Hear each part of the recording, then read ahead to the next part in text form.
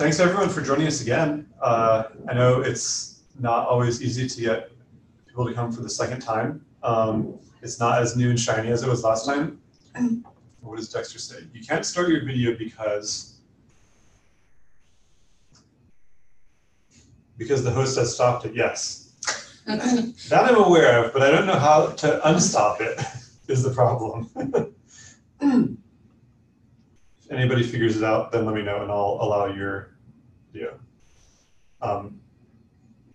Yeah, so thanks for joining us. The agenda is going to be pretty similar to last time. So we're going to be talking about working through the feature matrix, trying to find owners for features that aren't yet available on all the platforms. We're going to, after we do the check-ins on a couple of key ones from last time, then we're going to continue where we left off, which is with special devices. So first I wanted to check in with status updates on two outstanding things. First is encryption, the big one. So last time we talked about getting onto Lumos and FreeBSD, and I think we talked about getting on OS 10, but Jorgen's already finished that, it looks like, so great. On Lumos, which Josh, do you have any update on the work that's happened at Joyent on continuing to debug that? Yeah, hang on. I think Jason King is on the call, and he wanted to give a status update about that. Awesome, thank you. Yeah, I'm here. Well, as if anyone's been following the PR, there's a couple little bugs that I found. I think were just the consequences of from emerging. So, done that. There's been that report from that a user about corruption when doing a ZFS send receive. I've been trying to recreate that, and I've had no luck. Before that, I was hitting these other issues. Now those got resolved. Like I said, I've been trying to do that,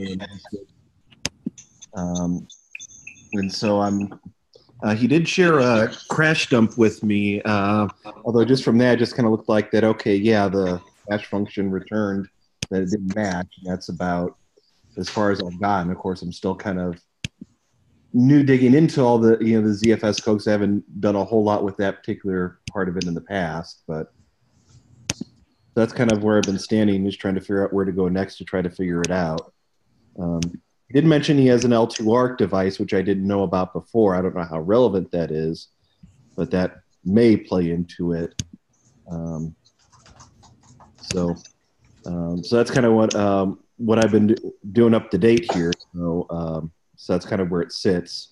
When I run it, I can't produce the panics, but I also don't have an L2 ARC device set up on this because it's just been in a VM. So far.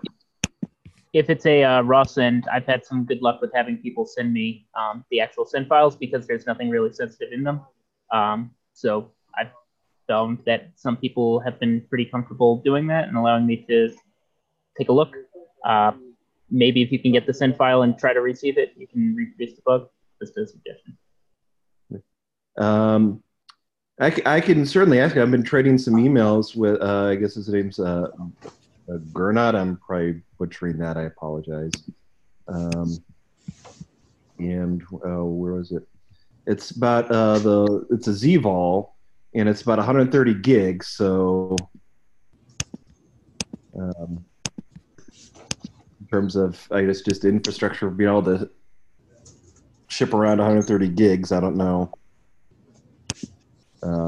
Coordinating that, but I can certainly see.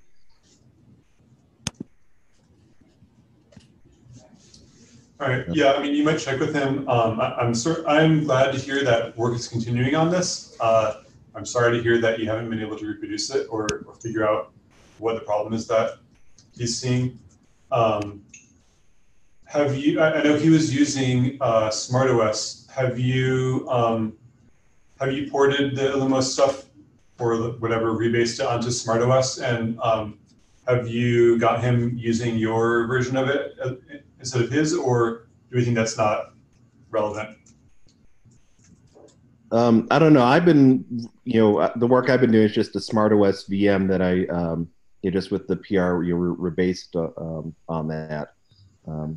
I can ask him and find out specifically. Although I thought he was using SmartOS as well, but I can build one. SmartOS, but I think like he's been doing the rebases, from the pull request onto SmartOS, and then rebuilding it.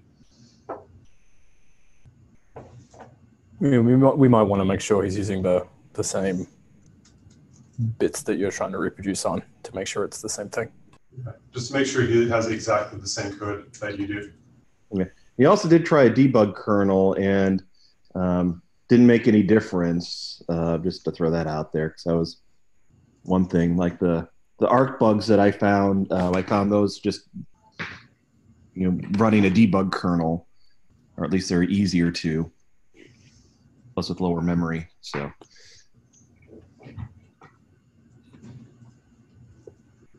All right. Anything else to update on encryption? Any update from FreeBSD folks? I'm currently waiting for Matt Macy to do the integration with FreeBSD. If that doesn't happen, then Alexander and I will be talking about doing it ourselves. Okay. But right now he's got. No, well, I think I've said this a couple of times, but I think all the Z-test tests should pass before we upstream it. And I'm not disagreeing. And they don't. As soon as that's fixed, if I have to, and I'm working on the Zoff stuff, but if I have to do that, I can do that. But I kind of sort of lumped that in with the original crypto work. So anyway, that's so. Pardon me, I did not mean to say he was slacking or anything. He's got a couple. We've got a couple of Z-test things that hang, and he's trying to work on that. So anyway, we'll talk about it offline. But basically, once Z-test passed, I'll be pushing upstream. It's just I don't, we've been remiss with terms of keeping Z-test working as it is on head. So. All right, cool. Thanks for the update, Sean. And who is the other person speaking? Darth? Matt. Okay.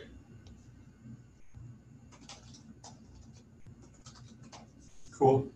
Just taking some notes there. Anything else on encryption before we move on? So next, I just wanted to get a status update on the redacted send receive code review that's out. This is kind of switching the agenda up a little bit since this is something that is not yet in any repo, but I'm kind of using, I recognize that this is a personal interest to myself and I'm trying to elevate the visibility of it.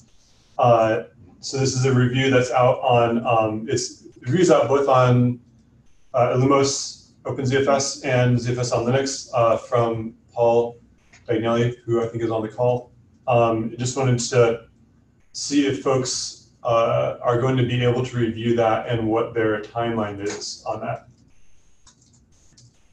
I think Paul requested reviews from, who did you request reviews from, Paul? I talked to Tom and had a discussion with him about it, and then I also talked to Roman, who looked at the OpenZFS version, and I asked a couple of people if they had time to take another look at it. It sounded like there were sort of projects that may be lacking, but. Yeah, so basically what I had told Paul was that it's just a really big pull request, and we've got other kind of stability things that at least we here at Datto are focused on for the moment. I think the big thing that would help a lot with that pull request is if we could get it broken down into not even different commits, but like different subsections of it, and so that we could have people review different subsections, and then it might be easier to, you know, to get a grasp of the whole thing. We went through this with the encryption pull request, where it took like a year and a half to get reviewed, just because it was so big that nobody really had time to look through it for a very long time. And, you know, then once people did, there were really only like 2 or 3 people that looked through the whole thing. And I think it would help if we could get more reviewers on smaller parts. So maybe like not necessarily, it's like you're saying, not necessarily breaking out the review into multiple reviews, but like saying like, you know, you, Tom, can review the man page changes, and Brian will review the kernel changes, and Roman will review the user line changes, or, you know, something along those sort of functional or like code chunk-ish lines. Yeah, even something like this, you know, this is the DMU changes that need to be supported, and these are the ARC changes, and these are the send receive code changes. And I haven't read through the whole patch, so I know those probably aren't equal segments. But I think if we could get it divided up like that, that would help a lot with just, you know, because I kind of can't justify the time to, at least my bosses right now, like to take that much time to look at. Brian, are you on the line? Does that sound reasonable to you? All right, then why don't we have a discussion after this to that actually sounds really reasonable to me. All right, great. Thanks, guys. Okay, so now I think we'll move back to the feature matrix. And we're starting with special devices for allocation. This time, I will try to actually share my screen. I realized that I didn't last time, so that hopefully it'll be easier for folks to follow along. Let me make this a little bit bigger. Okay, cool. So special devices for allocation, this is the allocation classes work that Don Brady did. It's on Linux, and we don't have any owners for bringing this to Lumos. Looks like there's an owner designated for FreeBSD, but no status, and no owners for OS 10 or Windows, although I suspect who might be involved there. So I think we should talk about if this is something that we want to bring to the other platforms, and if so, who can do it. So just a reminder for folks, the functionality here is lets you like add a special device that is designated for different kinds of metadata. Usually you'd use this like as an add one or a few SSDs to your pool that's mostly hard disks, and use that as SSDs for metadata, dedupe table, or other kinds of things like that. And there's a bunch of info on this because it's been presented at several OpenZFS conferences, et cetera. So it seems like it would be useful on the other platforms, I think. So we need folks who are interested in bringing it there to step up.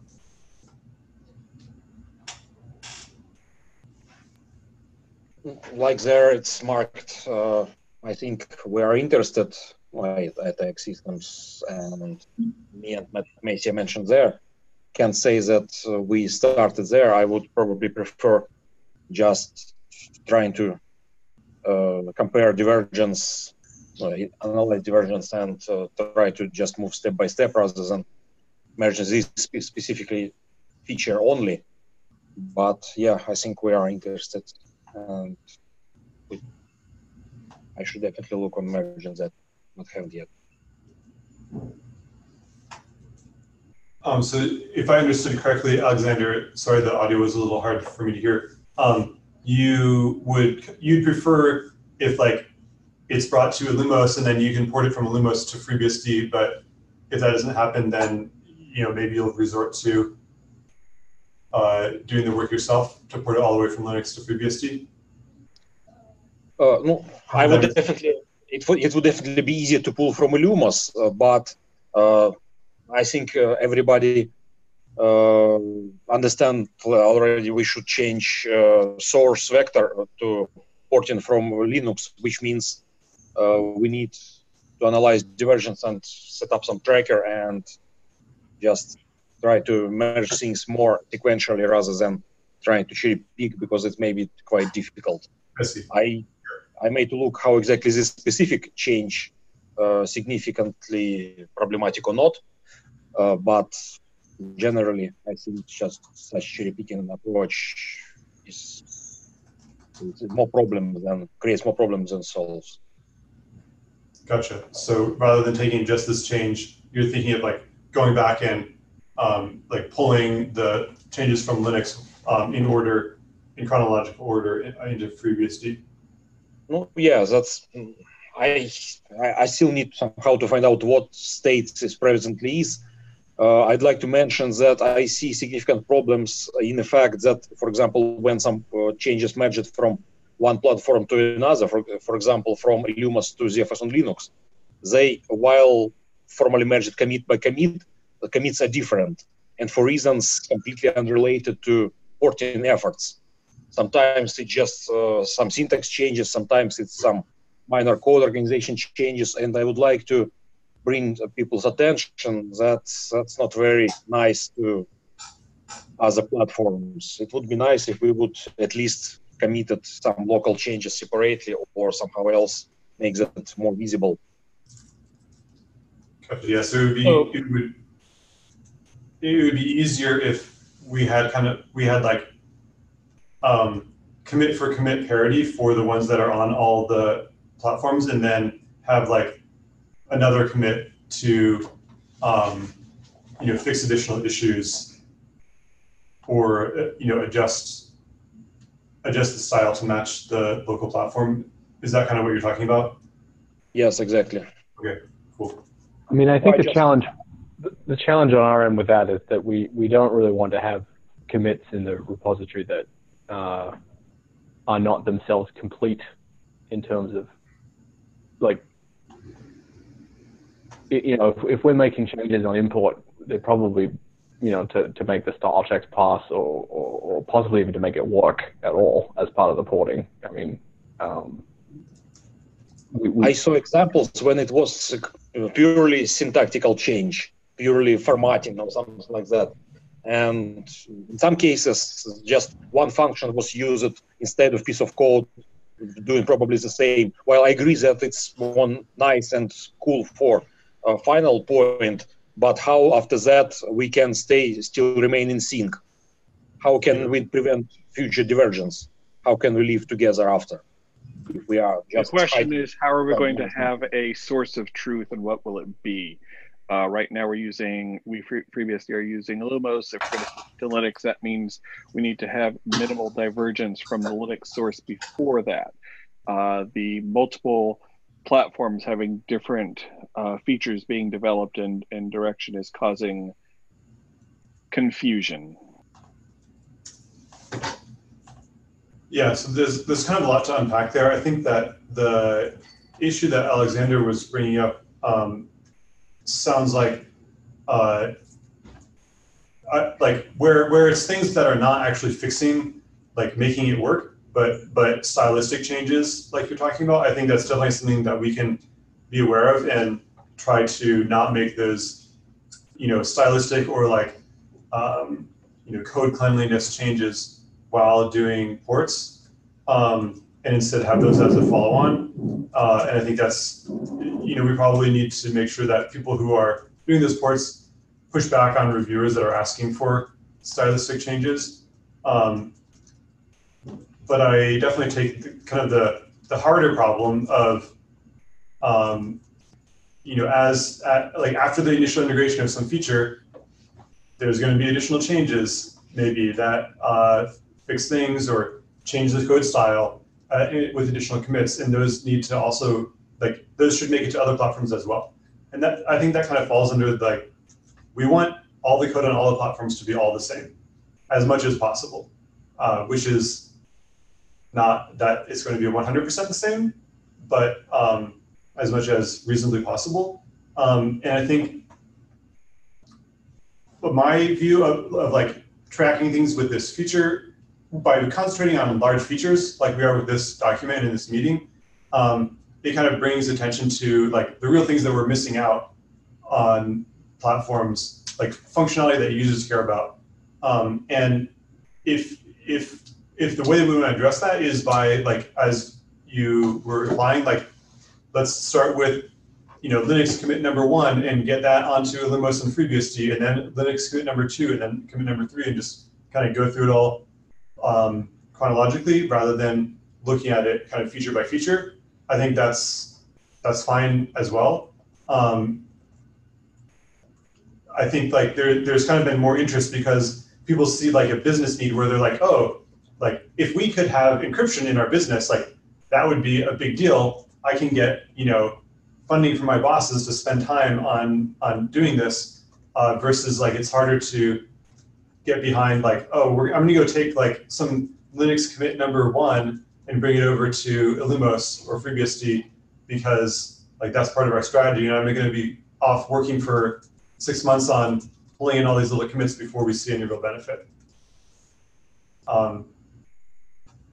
So it's definitely a tough balance, and but I do think it will be easier for us to take the feature commits or the bodies of work that represent observable features if we are also relatively up to sync on all the intermediate stuff that maybe isn't directly justifiable. So I think, like, it's important not to lose sight of the hidden cost of choosing not to focus on the 3 things that you're not interested in when it comes time to sync up for the one thing that you are.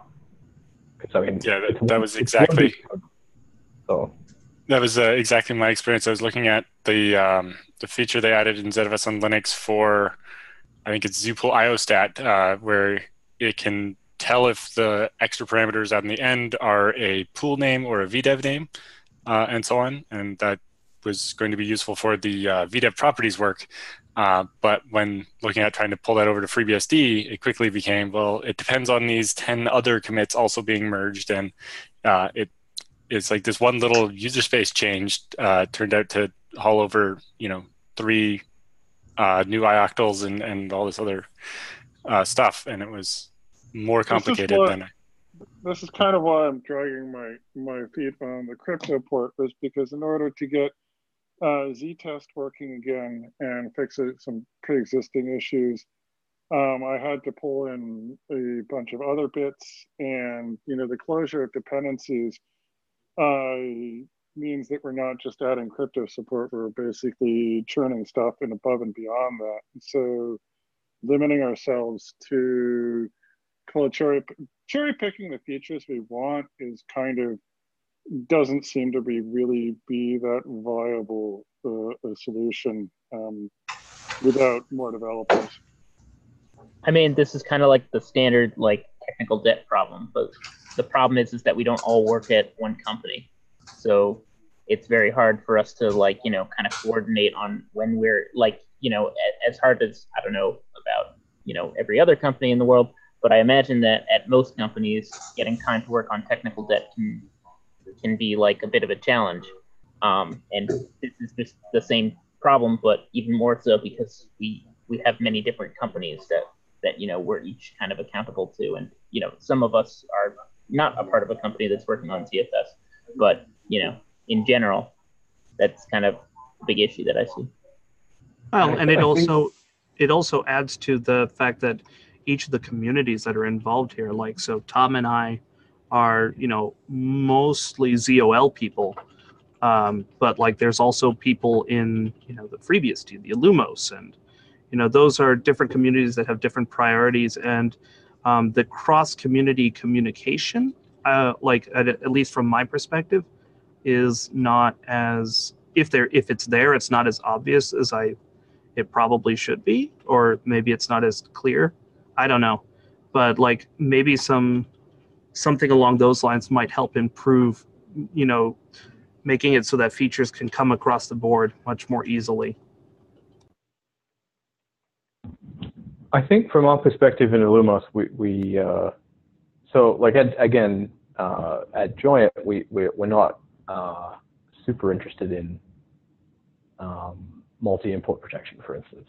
And though I am fascinated by the allocation classes stuff, it's not going to be directly relevant to us because we would for it to become relevant, we would need other changes in other parts of the business that involve different bills of materials and servers. For instance, we need to put more SSDs and things like that. So it is interesting, but it's not directly like we see a path to using it. But I think that if we reframe it as making it easier to get the things that we want, then we can instead do what we talked about last meeting a little bit, and I mean, we haven't found time to do it yet. But I think the intent is still to pick a line in to pick a release of ZOL basically, and start to try and pull in the whole thing as much as possible, and then get up to speed on that, which would cover all of the things in the spreadsheet that we haven't specifically allocated so far on some level. And we would figure out a review strategy, given also that a lot of this code was reviewed before it went into ZFS on Linux, for instance. Like, some of that review may be fine without a second review. So it'll depend on the individual things, but we want to put together resources to make that process repeatable and possibly something that we can farm out to some of the work to other Illumos community members as well. So because we are all different companies, so trying to figure out a way that we can do that together with other interested parties, so that it doesn't just have to be us, basically, in the long term. Yeah, and one other thing was, if we are porting individual changes like this, at least for now, until we can all get caught up, we should do a better job of tracking follow-up commits to those. We did a pretty good job of figuring out what some of the missing ones for, I'm thinking, was device removal and initialization. But there's a couple of those got missed in FreeBSD originally and only recently got caught up and fixed some crashes users were running into in certain cases. Yeah. Although some of the other ones were actually caused by differences in FreeBSD's trim implementation versus the fact that there isn't one in upstream. And one of the asserts wasn't true anymore because the operation to the disk could be a read or a write, or it could be a free, and so on. Yeah. Something to keep in mind is how we can keep track of follow-up commits to these features, so that when someone does port them, they know there's maybe a readily available list of follow-ups that they need to make sure to get as well. Yeah, we're going to work on that in ZOL to tag follow-on commits to indicate that, if you have this earlier commit, you're going to want this later one as well, and then hopefully create some scripts around making that information easy to gather.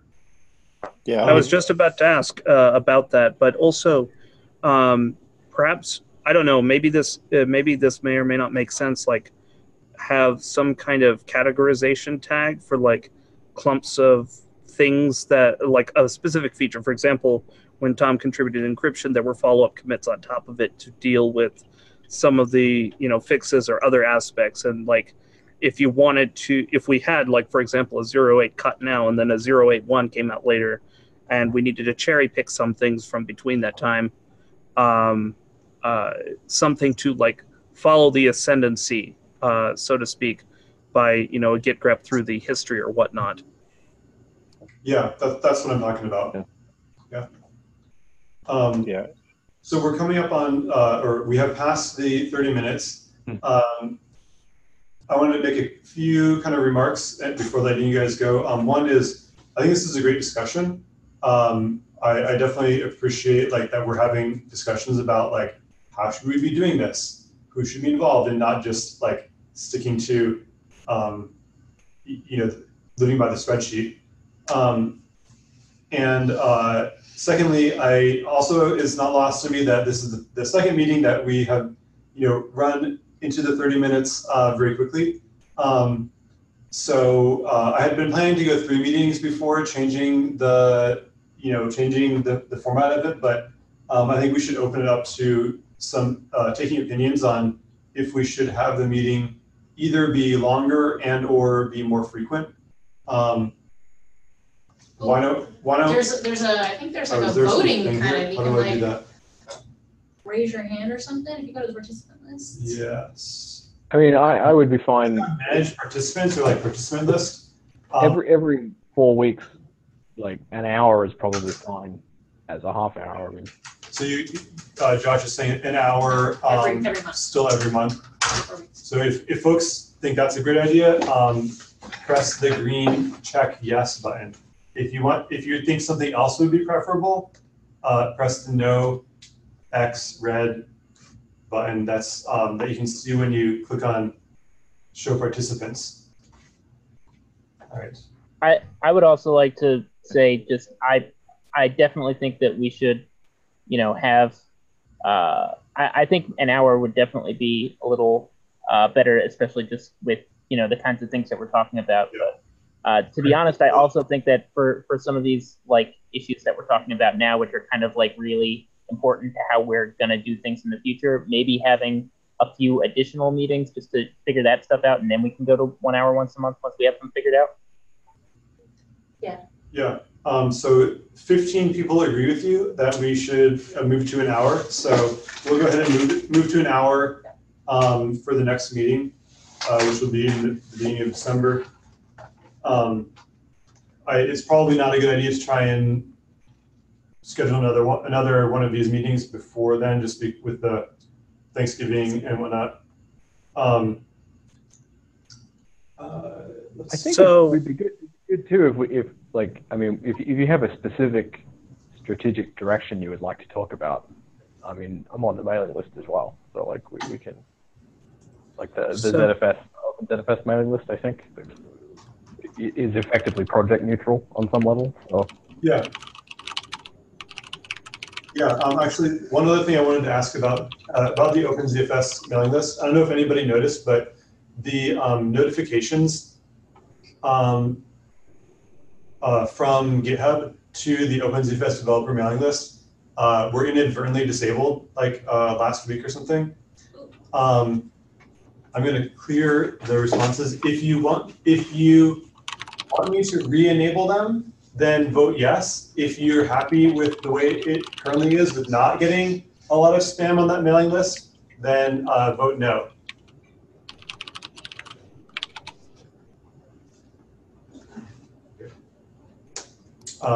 We'll let voting continue while we go to one more. Brian, do you want to make an announcement about new ZOL committer? Sure, I can do that. So we twisted Matt's arm a little bit here, and now he's contributing patches and merging patches for ZFS Linux. So I think that's very exciting. So we have multiple people acting as gatekeeper now, which is great. Yeah, I mean, congratulations, Matt. You've been twisted. I think this is great. Not necessarily so much for myself, but I think it's good for the ZFS on Linux project to mature, and part of that is, having multiple people who are, in charge to some degree, and part of being in charge is, approving pull requests and merging stuff directly into the gate. So I'm happy to help out in this regard, and I hope that we in the future will have more qualified people who are able to do that as well. All I can say, man, is that welcome to the dark side. We have peanut butter cookies. But I may now have I certainly now have the claim to fame of being the only person who has committer access to all 3 repos. So I would love for someone else to join me in that regard. Although I don't know that I've actually made any ZFS commits to FreeBSD, so it's a bit of a in-name only. So also I did figure out the Google link thing, so I will post a new one for the next meeting. It'll be an hour long. But if you want to just be added to the actual meeting invite, then just slap me your email address if I don't have it, which I probably don't. All right, so I apologize that we're over time again. We will continue with the agenda items that we have here. I think we'll probably add an agenda item to discuss some of these high-level concerns some more next time. If you have other ideas of agenda items, please add them to the document, the Google Doc. And thank you all for coming. Thank you. Bye. Let me check the vote. Bye. The vote was mostly no. Great. I will continue to do nothing and not reinstate those emails.